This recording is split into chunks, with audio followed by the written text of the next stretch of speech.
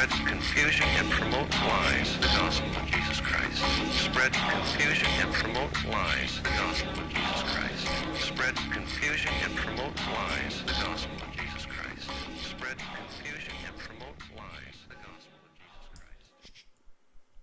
Hey everybody, it's Monday, August 26th, 2013. I'm your host, Ken. Up with us in the Bay Area, we have Bob and Jason. Hello. How's it going? Hello. And a very, very special guest, Mr. Matt Brake. Hiya. Woo! Returning, this would make you the most recurring special guest on the show. Which means nothing. you have no life. Yeah. I have no power.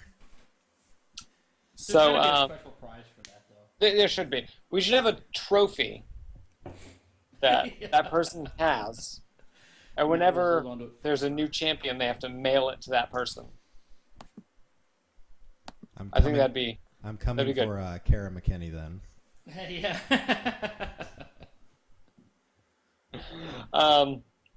So we've got some interesting stuff to talk about this week, but I'll let Bob kick it off. Bob, did you want to talk about our recurring chat with Aaron, or did you want to kick it off? That's next week.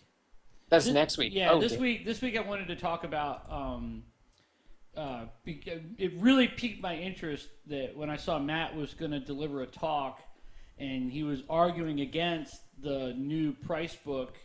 So Price and another guy, what's his name, Sunaman or Something like that. Yeah, he's really hard to pronounce name. He has a new book out called Evolving Out of Eden, and it's Christian responses to evolution. And these, in Price and Sunaman, I believe his name is pronounced, they really take Christian theology to task. And basically what they're saying is their argument is that you cannot reconcile faith with science. And Matt's delivering a talk where he is arguing just the opposite, that there is a reconciliation to be had, and it just really piqued my interest, and I really wanted to sort of, I don't know, like scoop him or something before he gives the talk and hear what those arguments are, because for me, I personally do not see how that reconciliation can be made. So I'm really curious to hear how you could do that, or where Price went wrong. Because I've seen, and it's funny, like I've read the reviews of the book. I haven't read the book itself, but I've read some reviews of the book. And typically they fall into two factions. There's writers who are Christian writers who are like, they find a lot of problems with it. And then there's people who are like the atheist bloggers, and they're like, best book ever. So that's kind of predictable, I guess. But like I said, I'm really curious to hear Matt's take on it and what the arguments are, and what his position is, and how he got there. Which I feel like I need to give a disclaimer on that. One, as far as giving the talk, I put in two proposals for two different conferences on science and faith, and so those proposals haven't been accepted.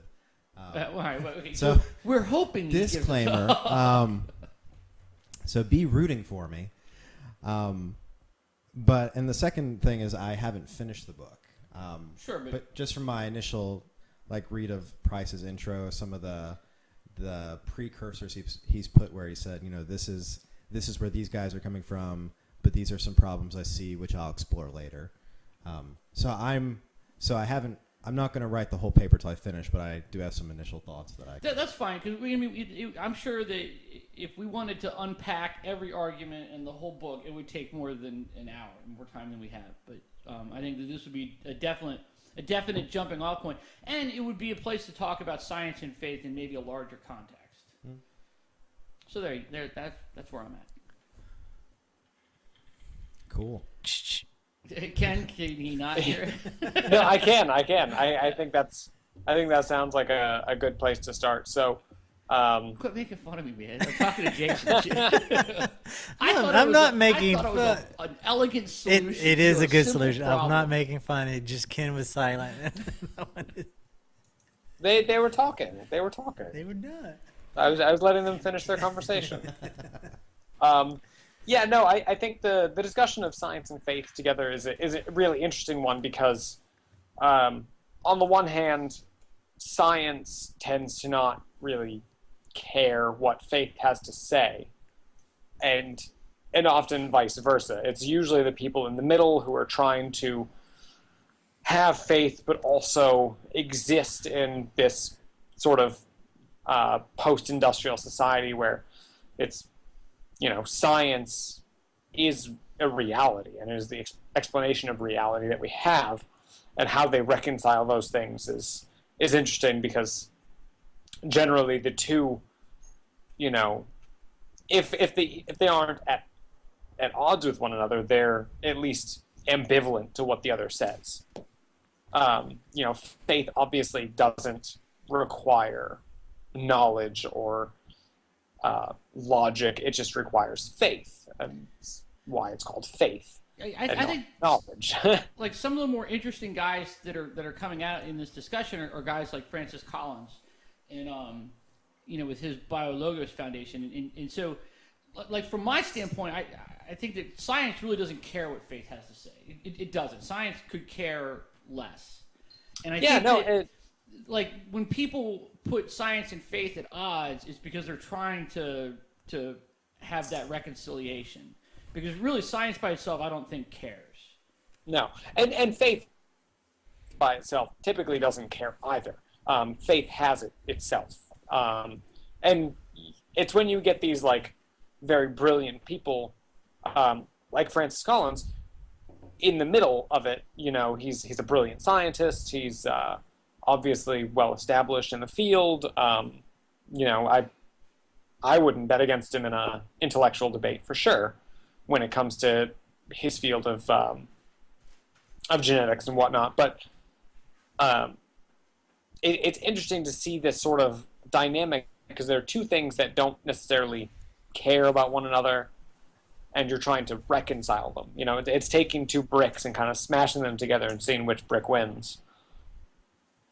Yeah. Well, so I guess the first question that you would like the first softball thing I'm going to lob at you, Matt, is what is your stance on evolution? Do you accept it as a fact? I do. And is that hard to do as a person of faith? It all depends. If one of my biggest problems with guys like Ehrman and Price is when they go. The other Robert Price. Yeah. The one not so quite good looking. He's a pretty nice looking older guy. You better watch out. He's the second most common guest on this show. Yeah. And I'm gunning for him, so watch out, Price. That's funny. I have a paper, and I'm a master's student. I'll show you what for. No, what was the question? Evolution. Your stance on evolution. Yeah, this is my problem with guys like Ehrman and Price, is when they pull out the science and faith argument, I feel like they tend to assume that they tend to argue against a very literalistic hermeneutic. And so for me, once you get into exegesis and you start exegeting text and history and context and all those things, like I think a very complex and a very diverse image of Scripture ends up emerging that goes beyond just a simple literalistic and real and or not real and false. When we make that the dichotomy of Scripture, like it's either literal and true or not literal and false, then yeah, sure, then it's a problem. But I think when you start taking into account things like genre, context, intent of the author, and so forth, I think you end up with a different picture. I do think it's a fair criticism, and I'm a lot of what Price talks about, not just in this book or any other book, but anytime he starts talking, you got to sort of keep in mind that he has that he's a recovering fundamentalist, Yeah, and so is Ehrman. Yeah, and the other guy that wrote the book, Suneman, too. Yeah. Although, interestingly enough, Suneman said that writing that book sort of completed his journey from belief to non-belief. Yeah, and they talk about that in the intro. Because they introduce themselves, they introduce the people they're seeking to refute, and they go through the different camps. Yeah, but I don't think that the book did it all for Suderman. He was already sort of on that road because I think he's a recovering fundamentalist too. But they both have that fundamentalist background. And one of the things that I sort of think is interesting about a lot of Price's arguments, and he'll say all this stuff on his other podcast, Bible Geek and Human Bible, where he sort of makes these arguments like, if you don't see it this way, you're not buying into the whole program. And if you're not buying into the whole program, what's the point? He sort of makes that leap. And I don't know if that's right or not. You know what I mean? Like he's like, I guess it's that idea of like in for a penny, in for a pound. If you're not going the whole distance, then why bother as a person of faith? And I don't know if that's a good argument or not, but it is one that he frequently makes. Well, I guess it depends on. Oh, go ahead, Ken. It's definitely true, and you see it in Price's arguments a lot of the time. He definitely has his arguments weighted by his own personal background, but that's the problem with discussing religion, or let alone just simply Christian doctrine, is the multitudes of different interpretations are very are just very different. I mean, Price, by all means, probably wouldn't count Episcopalians as necessarily real Christians because of that in for a penny, in for a pound mentality. I know he actually still attends an Episcopalian service for the whole, grandeur of it all and pomp that it has. Whereas he sees more of the fundamentalist as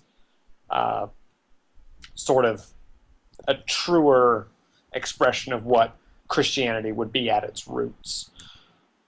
Yeah, and I think there might be something to that. I mean, what's your thoughts on that? Because I think there might be something to that idea that the fundamentalist is the true expression of the faith.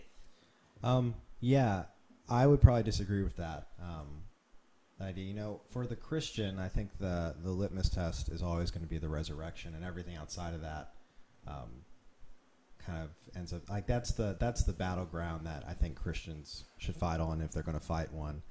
That's why the faith science debate for me isn't the make or break. Like, it's the resurrection of Jesus. Like, that defines what Christianity is. The life, death, the person, the words, the works of Jesus. That's what defines Christianity. So it's not about the creation account being literal or non-literal. It's the person of Jesus. All right, fair enough. So, which is by the way, a lifestyle, and this is where I think what you see with fundamentalists is they end up. It's almost like they make the Bible a fourth member of the Trinity, and so, I tend to live by that John 5:38 through 39 text that says, Jesus looks at the Pharisees and says, "You search the Scriptures because you think in them you have life, but if you were to come to me, I would give you life." And I think even when you read Paul and the life in the Spirit, like what Christianity points to is something that's, as Dietrich Bonhoeffer said, in the fall, what you have is the picture that's given is an idea that we were meant to live in a union with God where we didn't know right and wrong.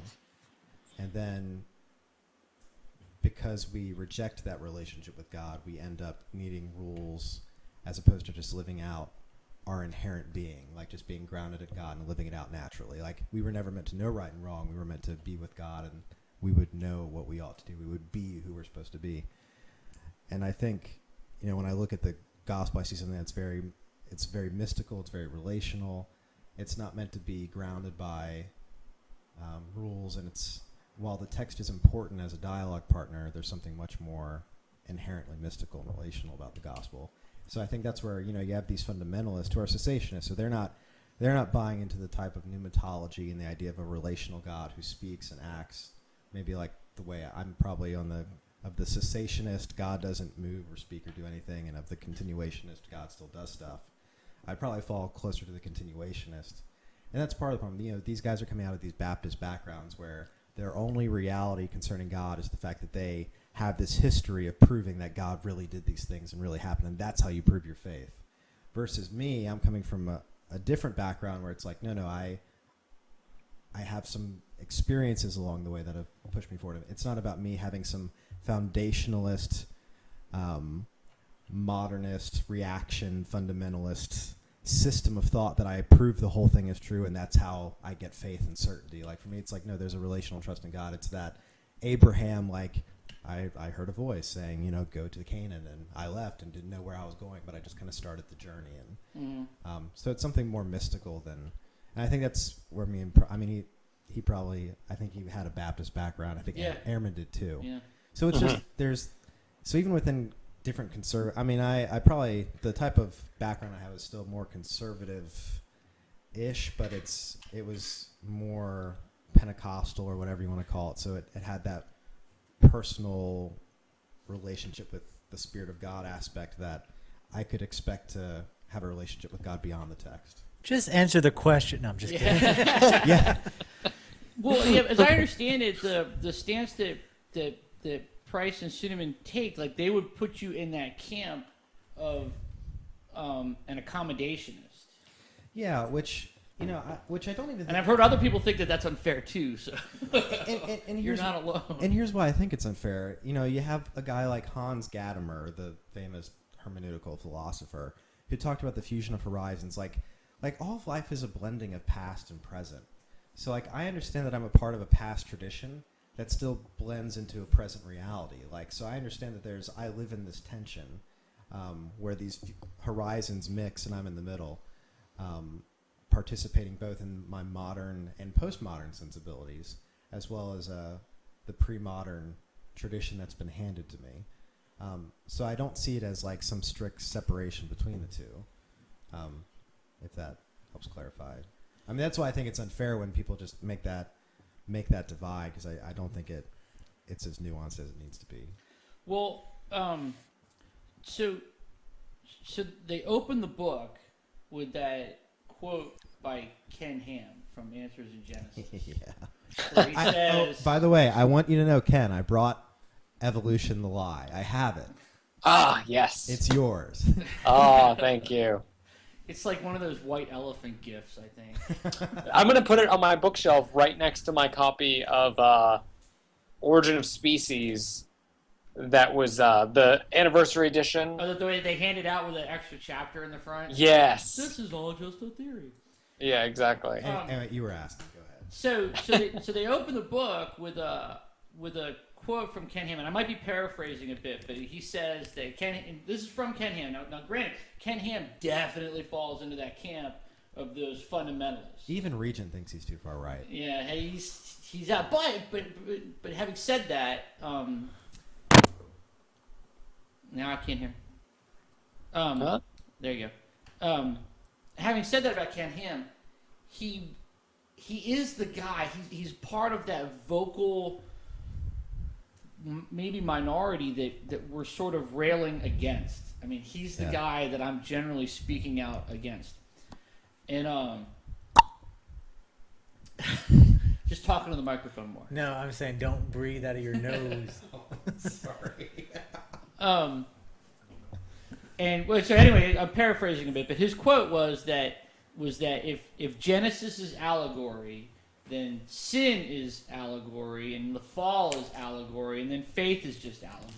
And I think he's wrong, and that's something. It's funny being at Regent in the divinity school, and then I did a class with the government school one time, and I had mentioned that we got into this theistic evolution discussion, and they used that same, that if Genesis isn't literal, the whole thing crumbles. And again, for me, the issue isn't Genesis; it's the resurrection. But which is, yeah, I think I'm going to appeal to C.S. Lewis on here, which I try not to do because Christians don't know how to appeal to any other intellectual. He's the go-to guy. Yeah, him and Schaeffer, which is far worse. But I'm going to go with the true myth thing. We don't know what it's like to be a pre-modern who gets some type of life meaning out of an origin story, out of an origin myth that tells us what the world is like, or kind of presents the motivations of like this represents what man's relationship with God is like, or this represents the choices man makes or humans make that cause us to not live in accordance with God's will. I mean, even with Genesis, there's a lot of Enns has a whole book on it, that the creation myth is redone around the origins of it's redone around the story of Israel's exile. So it's a proto-Israel and kind of an example of a story about their exile, and it's meant to reflect the exile of Israel. More on that from Matt and I later. Well, what is all right? So I know we sort of danced around this a bit, but what is so you accept evolution as a fact, Yeah. right? But now, unless all of the experts in the scientific field come up with something different and whatever, but there's something that's like, you're not, in conservative circles, you're told that it's a matter of like, it's an ingrained, because it's the scientific institution, that it's ingrained in the institution. It's an ingrained institutional bias. And this is the argument a lot of ID guys use. But you know what? For me, the nail in the coffin was Collins, and reading Language of God. That was the nail in the coffin for me. What? Collins is good. Like, definitely, Collins is that guy that he feels that every scientific discovery is just sort of revealing the splendor of God. Well, that's Stephen Jay Gould. That's non-overlapping magisterium. Right. Well, that's Gould's take on it, though. Yeah. Is that, and I think that maybe Gould, like as brilliant as he was, he just didn't want to have that fight. He was busy, fighting for other things, and it's not one he was prepared to take on. But so your view of evolution, do you have this view that perhaps it's guided evolution, or are those random events, are they guided by the hand of God, or do you accept that it's it's just random unguided processes? No, I think there's still a creative aspect to it by God. There was actually one of the mystics in the church, John Cassian. His whole take on, there's always been this argument in the church of free will versus God's sovereignty, and how does man come to know God? I guess I should say humanity, trying to be gender inclusive, as they taught me at Region, of all places. That how does a person come to know God in the process? And it's this discussion you hear about Arminians and Calvinists, and the Calvinists, say that God only loves the people who knew he would save, and so everyone else he hates and wants to send to hell. And then the Arminians pull the paradox card, and God knows the future, but he still gives people free will, and it's kind of like Dr. Manhattan and Watchmen. You're about to tell me you slept with so and so. You slept with Dan, and then later, oh, by the way, I slept with Dan. You slept with Dan? It's one of those things. But that was all right. Well, real quick, because that's a very cool analogy, though. I like that. Thank you. You're welcome. You're welcome. That's such a pretentious thing to say. Yeah. So for me, I don't quite adhere to that fully, but there's this idea that Cassian came along and said, I think there's some type of synergy between free will and God's activity, and I would probably transpose that onto universal processes as well. And that's part of why I had that conversation last night about whether or not there are only present moments or whether or not the future is certain. Because the future is certain, the idea that there's a blueprint to the future is a very Greek idea, and that ends up affecting some people's views of God. But if you go with the idea that there are only present moments, and God is somehow interacting with the free will of man and the universe, and some type of synergy guiding everything towards his plan, the view is called open theism, then I think that that helps reconcile that a little bit. And there are a number of theologians. I list on here John Sanders and a few other ones, but because Price's argument is that believing in evolution and being a person of faith, the problem, it undermines Scripture, it undermines the place of the creature in original sin, and it undermines God as creator. And I disagree with the God as the creator thing for that reason, that I think there's a synergy between the free will of the universe and God's creative processes. So I don't think it contradicts what we see in Scripture. And I'm actually trying to investigate and see. There's a passage in Ezekiel that talks about God choosing Israel, and so He creates Israel, and then He comes along and finds this baby in its birth blood and like covers it, cleans it up, and then goes away, comes back, and it's an older adolescent and covers her up, and then goes away, comes back, and she's a queen at this point. But then she goes and starts whoring herself out. And I almost wonder if that could be some type of... Ken, I don't know if you've read anything on this. I wonder if that's a midrash of creation. And if it could... I know a buddy of mine who does New Testament says he has read something on it, but I almost wonder if creation is kind of like that. If God's activity in the world is kind of like that. There are the moments where God guides the process along, but then... And you see this theme in Scripture, I've been thinking about it lately, of where God almost goes away and comes back. You see it in Eden. God goes away and comes back. Sure. It's just, I mean, and I would say that in itself is some sort of rationalization in that, you know, the prevailing thought among evolutionists is that you don't need God. There was never any... it's not necessary for God to be part of the equation, and that anything else is just sort of a rationalization to like make him necessary. I don't have a good response to that other than the fact that I don't think so. Yeah. That's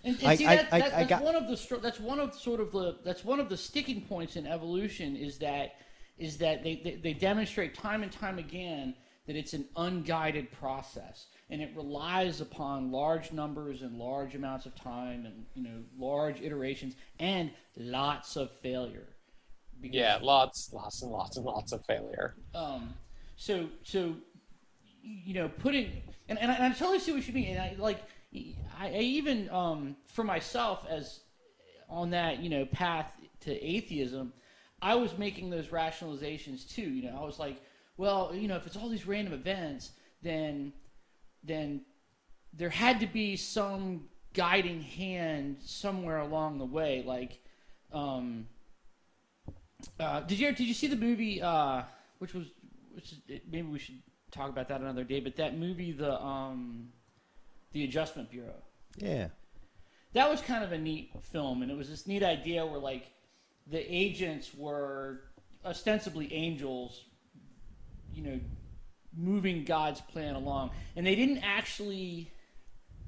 wouldn't actually take direct action, like but they worked in subtle ways, they held somebody up for just a moment so that they looked the other way when maybe somebody passed by that they would recognize. It was just like really subtle ways that they were steered, and I sort of had that idea long ago when I was trying to make those rationalizations too, but I found that it was putting God in there where what just wasn't necessary. Like those things are going to happen anyway. It's kind of like the lottery, somebody wins every time, or eventually somebody wins. There's no hand of God in it. It's just somebody wins if you have that many people playing. Which that analogy will break down over time too, because even when you start talking about the mathematical equations, like you could argue that the inherent order within the math itself, even though it's almost like a controlled chaos. People talk about the gravitational constant and all those things, the chances of the Big Bang happening. I mean, at some point, like this, I hope doesn't come across as a God of the gaps thing, because I'm not arguing that there's something we don't know, therefore God. Sure. Like I'm kind of understanding this as, in the Genesis narrative, you have this idea of like the body of Adam being there, and then God breathes into it, and it's almost like I think God breathes into what is, and so I don't think you'll ever be able to I don't think the activity of God can be quantified, and I think for me, because it's more of a relational, mystical thing, like the issue of it doesn't need God or whatever, that doesn't bother me, because I'm seeing the hand of God in it, because it's not like I need some quantifiable moment where it's like, oh, that had to be God. Because Sure, I'm sure. seeing the whole But picture. many people look for that, though. I mean, I Yeah. was one of them, and I didn't see it. Yeah. But many people do, though. Like, and that's a prevailing thought. I mean, I guess it doesn't make it right, but Yeah. And again, my argument can only go so far in that. I mean, I'm specifically trying to refute Price, or at least throw out some extra thoughts like, this isn't as cut and dry. So on Price's end, my argument is just simply like, to say that there's no alternative, I think is a little, because even the open theism discussion itself, like there's a lot in there about the Greek versus the Jewish ideas of God. And like, it goes beyond just simply trying to prove that, evolution is supportable alongside the idea of God. Like, but I think it helps to say like, well, I don't think it's incompatible from how I view God's relationship with universal free will, if that makes sense. No, and I also think that there's a lot of people who would love for, I don't know, some scientific theory or evolution to be overturned, so that way they could say, "Ha, we were right," because our faith turns out it was right all along. Like they're seeking validation when, I'm sure you feel this way too. That faith doesn't really need validation. It's not like, if you're truly faithful, you don't need to have the proof in front of you. Well, it doesn't help. I think, kind of. I think it's like what we were talking about the other day. The Kierkegaard's definition of faith is immediacy after reflection. Like, there needs to be some reflection. Like, I don't think faith should be enthusiastic ignorance. Like, at some point, you look at which it so often is. But yeah. You look at the historical We'll probability. use that later. You look at the historical probabilities. You look at the equation. I mean, at some point, I think I've said this before. I feel like when people talk about Carl Sagan's a little blue dot and all this other stuff, like at some point I kind of go, well, some people might say that shows we're insignificant. I kind of see it as almost like a psalmic reflection. Like, what is man that you're mindful of him? Like, good point. Like, I agree, because we are really small, and God. The garden, God has planted a garden here, and we're really small. And I mean, I'm thankful that I think He notices us. Like, I'm thankful.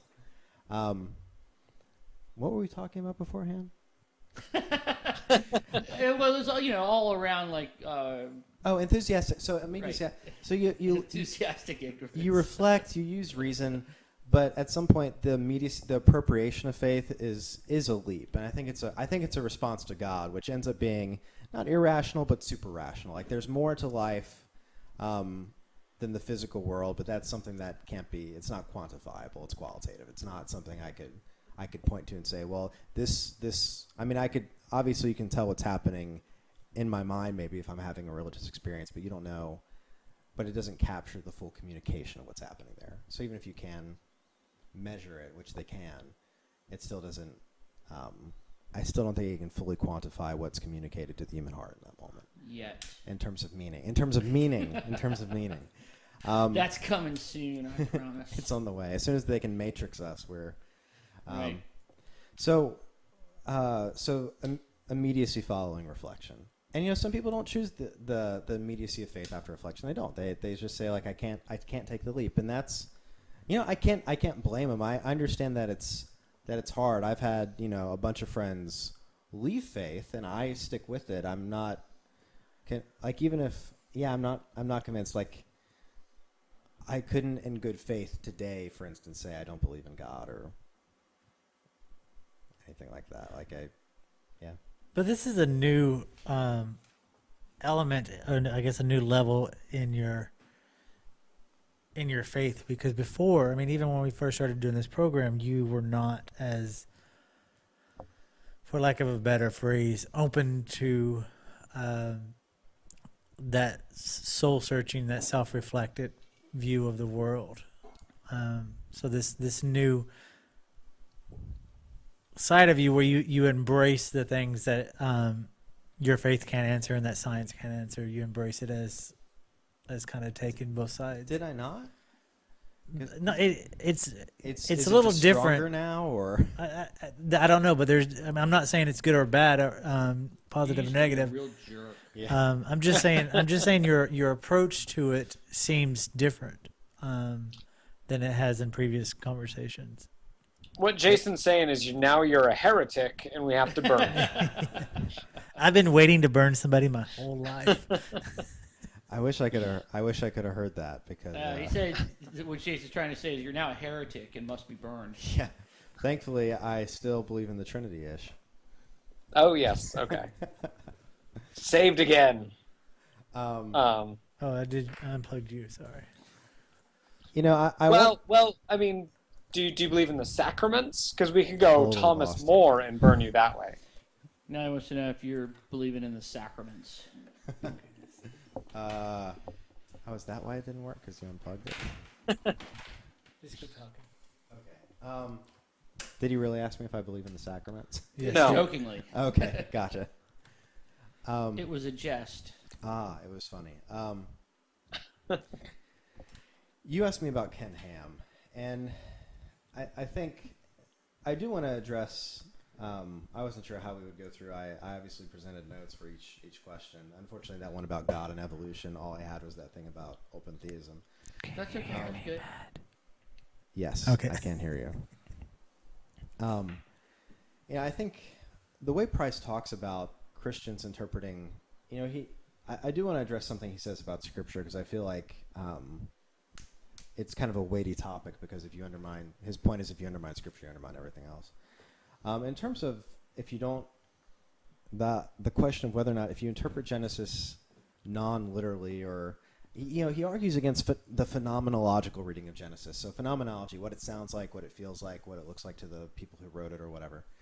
And you see that in things like where they talk about the sun rising, like that's phenomenological to the people who wrote it. Like that's how they saw the world. And I'm okay with saying that there were parts of the Bible that, never mind the parts that I think are just fiction and prose, but parts like that where people speak phenomenologically about the world. And I'm not bothered by a phenomenological reading where we say that, okay, they encountered God, but they saw it through this lens of phenomenology. That's only going to bother you if you're an inerrantist, which I'm not.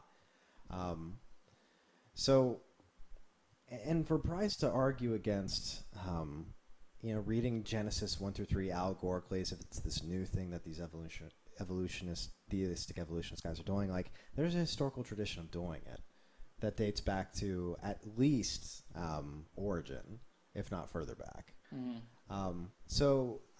And we could say Origin was wrong too. We could say whatever, but I think to cast, and again, I haven't read his chapter on the word, so maybe he addresses Augustine, maybe he addresses Origin, but in his opening chapter when he's laying out his case and saying, these guys say this, but really, these are people of faith in a tent, and the camel of science is pushing them out gradually. So the theistic evolutionist has half of his body outside of the tent, and the camel's pushing him out, because he refuses to read Genesis literally, and a phenomenological reading is just special pleading. I just feel like it's terrible. It's a terrible understanding of church history and of the hermeneutical tradition that Christianity is inherited from Judaism and Christianity, and I feel like it's just a terrible.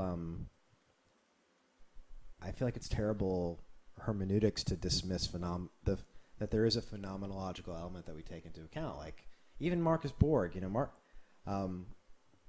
talks about conscious literalism and natural literalism. Like we read the Bible naturally literal when we don't know any better, and then we read it consciously literal when we have cognitive dissonance and we still want to believe that the Earth is 6,000 years. And I think to recognize that to discard conscious literalism doesn't mean you need to embrace atheism and kind of throw off natural literalism. Like I think you understand they wrote with natural literalism, but especially if you're a person of faith, and especially if you have an experiential sense of faith, you understand that there's a deeper down encounter with God that you're reading that was seen through a lens. Like you get that. It's part of the hermeneutical process. And some people want to call it sophisticated theology. I call it good theology. I call it good exegesis. Like, there are different levels of theology. There's folk theology. There's lay theology. There's ministerial. There's professional. There's academic. And sure, we can assume that the lay and folk theology is the only legitimate theology because it's the most literal and ignorant. Or maybe the academic through ministerial guys have it right. Well, and you might be onto something there, and I'll cede you that point because I think you might be right, but that represents a very small minority. We're trying. We're living in the world and dealing with the vast majority of people that don't have as nuanced a view, and that doesn't make them bad people but maybe they're wrong, and I would also argue that. We've had that talk about science and religion before, and I think that there's room at the table for both, right? There really needs to be, and I would like for there to be, and I think that when people have that mindset and that theology that falls outside of sophisticated theology or good theology, it's hard to make room for them at the table. It's hard for them to have room for me at their table. You know what I mean? Because they do perceive things literally. They do not have that nuanced view. They're not appreciating the phenomenological aspects of it. They're seeing it as maybe they adhere to inerrantism, and that really precludes every other view. Yeah, it does. And you can thank the mid 1800s for that. Thanks, mid 1800s. You're welcome. Because there was that adoption of a strong adoption of inerrantism, where not only was the Bible true in what it said, but the Bible was cut off from being critiqued by any outside view of truth from another field. Which is funny because, again, speaking of the back, you have guys like Origen and Augustine, Maimonides from the Jewish perspective, Philo of Alexandria. You have these guys who are like, be careful because God has given us reason that reveals truth. So if we take, Augustine in the third, fourth, fifth century is saying, science, maybe there's something in the interpretation maybe we shouldn't take this literally because science might come along and say, hey, there's something here that isn't, that our way of interpreting the text contradicts our God-given reason. So maybe we're misinterpreting the text. Maimonides said the same thing. Origen said the same thing. So there's a history of that, but this is really a recent phenomenon. It's with the onset of modernism, the scientific age, and Darwinianism that you really see this anti-science trend. You see it in Galileo, but there's some stuff in there with Aristotle that makes that more complicated. So it's not just it's pre-modernism versus modernism. It's the pre-modern way of accepting tradition, whether it's Aristotle with the church or whatever. So that's. But then you move into modern Darwinianism, and that's really where you see this inerrantism and anti-science, where you cut off the Bible from any type of scientific evaluation. That's where you really see it take place in its modern form. And yeah, it's sad. It's frustrating. So guys like Ken Ham piss you off just as much as me, huh? Well, I know if I were to have a conversation with, I had someone when I was an advisor at Regent called in, and they were asking me all these science questions. I was getting a little suspicious. And they were like, I want to... Was it the Inquisition? It was a little bit. They sent me a survey. It's like, we just want to make sure you're biblical. And so they sent me this survey that was from Answers in Genesis. And so they sent it to me, and my boss was the associate dean, and she's like, I'll take this to the dean. And the dean saw it, and he's like, we're not filling this out. Who sent it to you? A potential father of a potential student. Oh, really? Yeah. And our dean, to his credit, was like, yeah, we're not doing this. Huh. Well, that's interesting. Because you don't have a science department. You could. We're getting one. We're getting one, which will mean we'll have to. I'm not there anymore, but they'll have to craft a statement on creation, which I'm a little scared of because I've respected. I have less over the past 2 years, but I've respected Regent in the past in terms of their theology and the way they kind of stayed out of the science debate. My fear is that they'll embrace some type of ID Discovery Institute thing. I hope not. I hope if they're going to embrace something, I hope it's biologos. Like if they craft a faith statement around view of science. It gets sticky though because they have donors who are more conservative, and it'll get rough. Yeah, that was kind of gonna be my next salvo of questions here about where do you stand on the ID movement? I mean, I take their point about there are things in the universe. I mean, the grandeur of the universe. I mean, if you want to look through the lens of it being created, I mean, there are definitely things that, I mean, it's really cool that things kind of turned out the way they are, and I think you can give credit to God in that. But I think to go back to the same arguments about the cell, the flagellum, and fine tuning, and then because again, like you said, it's not like if we're going to talk about modern science, we're talking about you make statements about the physical world and what the physical world can tell you. Now, I would like to see, and we were talking the other day, I would like to see an engagement between the sciences and the humanities, because the humanities are dealing with those qualitative measurements and those issues of meaning and all those things. But those things are undergirded by what we can know about the actual physical world. So any metaphysical speculation has to sit on top of those things. And I think ID doesn't quite do that. I think asking the questions about the universe, those are philosophical things based on the information that's there. So ID it's still not a scientific movement. It's it's not even a good philosophy of religion thing, because I mean they reject evolution, and I can appreciate where they're coming from of saying like, no, we still want to believe in God, but I think you can embrace evolution in the middle of that. They don't think you can. So my largest problem with ID, in all the factual stuff aside, is that ID in and of itself is a charade. It is creationism repackaged, and they have dressed it up in the trappings of science as best they can, and they're getting better at it every day. Well, it's just the natural evolution of creationism. It is. That's exactly what it is, and they have learned to speak in scientific terms. They've learned to they've created their own peer-reviewed journal system. They've bought and paid for these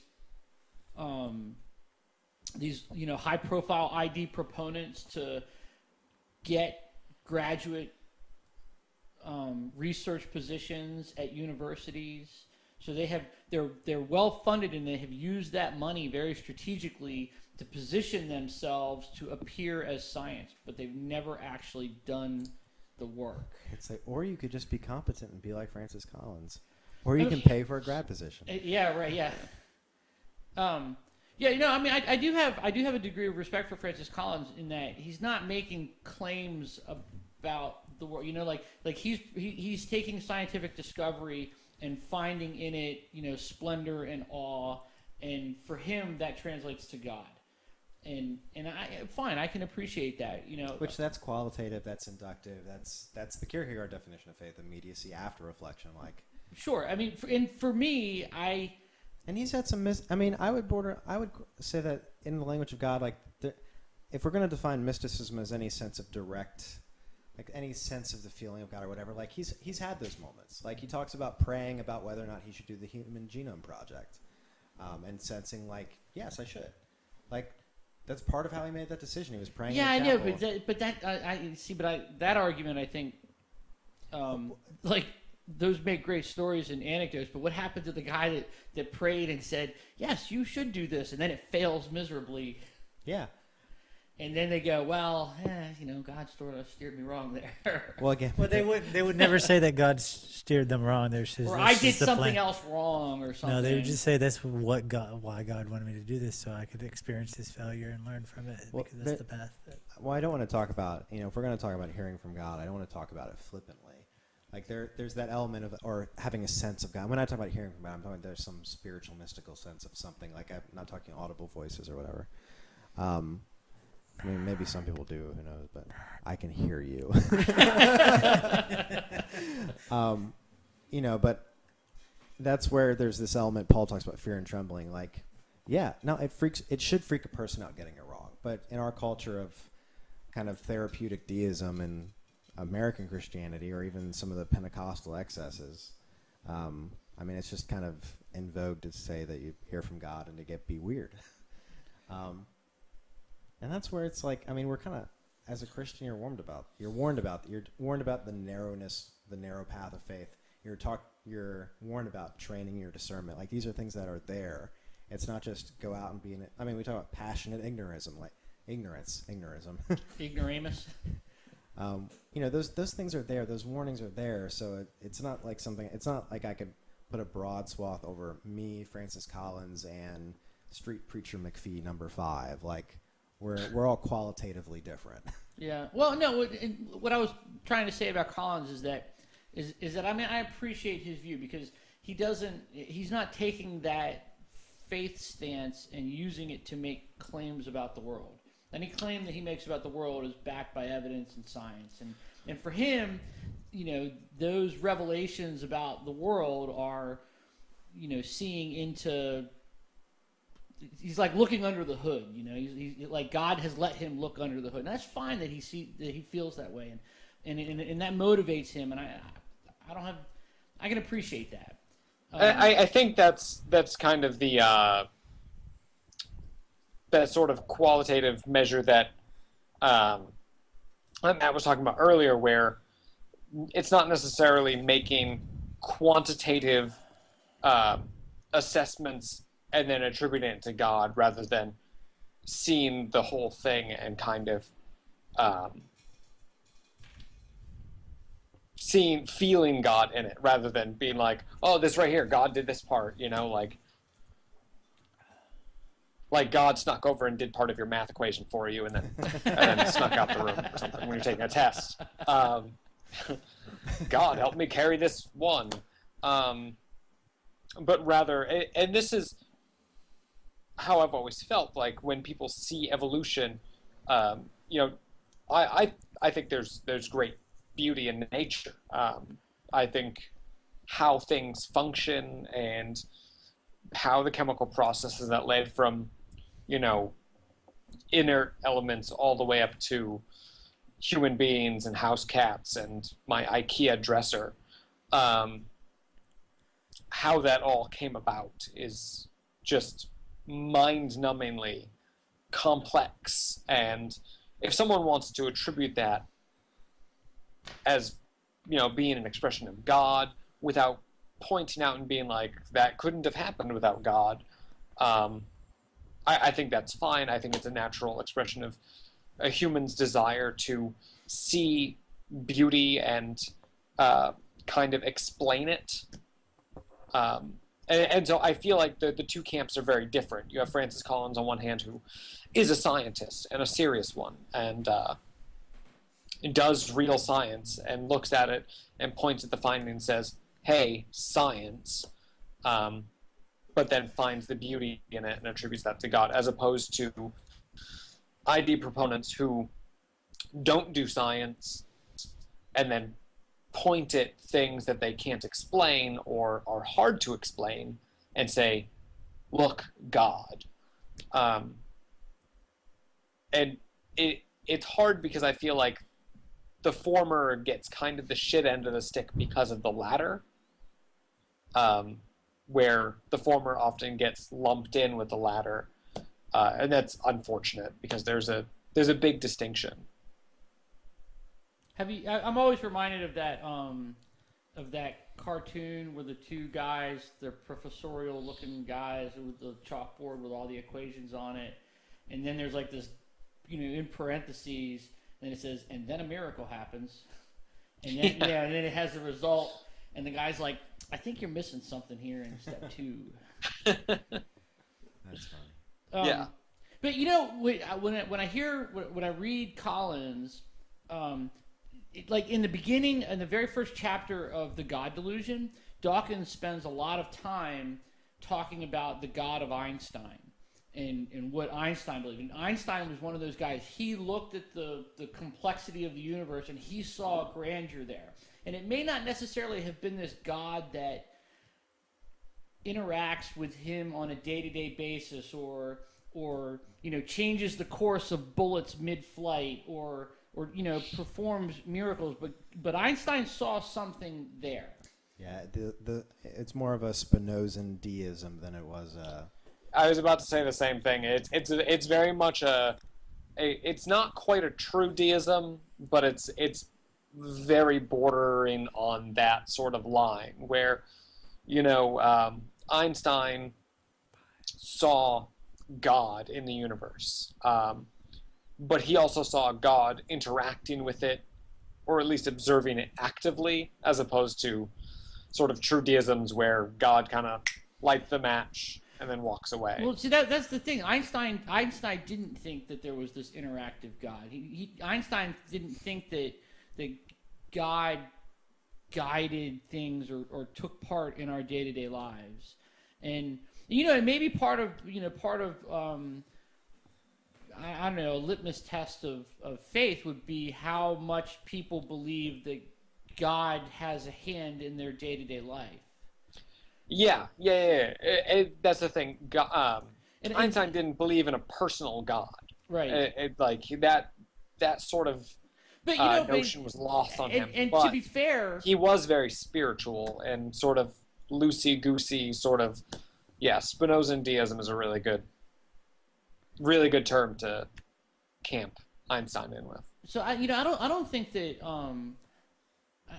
Collins has that belief that day-to-day God changing the course of bullets and things, but he does have that relationship with God, certainly, and that's very real to him. But I wonder how much Collins feels that God has a hand in the day-to-day lives of people. I don't know. Right. In the grand scheme of things, I think he's probably about a hair's breadth away from people like Einstein and Spinoza. Yeah. He's got that personal connection, but I feel like that's more of a cultural carryover from being a Christian rather than, Spinoza or Einstein who weren't. They weren't. Yeah.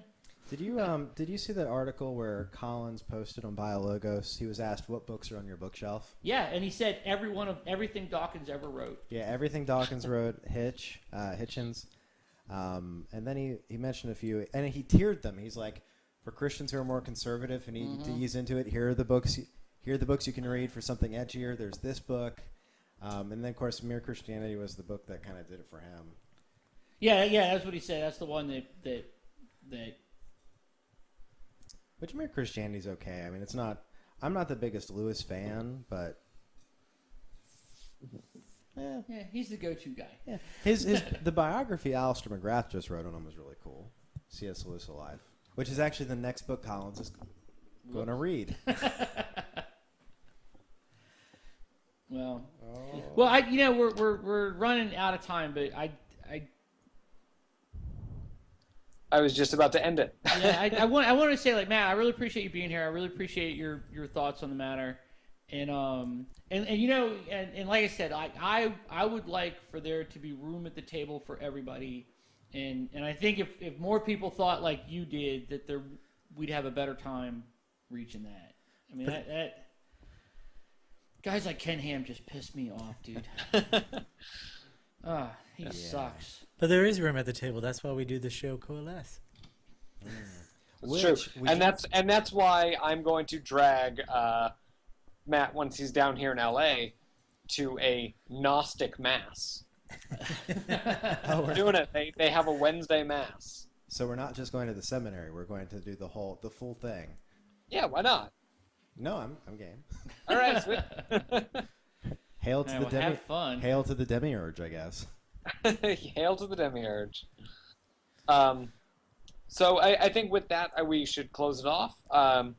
Thanks to Matt for coming on the show, and good show. Very excited to have him out on the West Coast. Kind of biased, I know. Hopefully he's not annoyed with too many questions. He had a lot of talking, and hopefully he'll still have his voice when he comes down here to LA. For everything that is Zombie Popcorn, you can go to, of course, the website, zombiepopcorn.com. You can hit up the Twitter, or not Twitter. We don't have a Twitter anymore, do we? Ever did? What are you Did talking we ever about? have a Twitter? We have Twitter. Okay. It's hard to keep track of all the social It's at networks. Zombie Popcorn. That's right. Facebook. What did we tweet recently? Yeah, I know. Recently. That's what I was thinking. I was like, I don't think I've ever seen a tweet, but you're right, we have, and I remember them. Maybe Twitter isn't the best place to go, people. We post every day on Twitter. Maybe I'm just not on Twitter. Facebook, Stitcher Radio, iTunes, YouTube. Go to the website. Hit us up on email, nonreligious@zombie-popcorn.com. Call us, 757-337-2195. Leave us some feedback, and we will definitely address your comments, concerns, outbursts, random non sequiturs on the show. And with that, we will see you next week. Bye. Laters.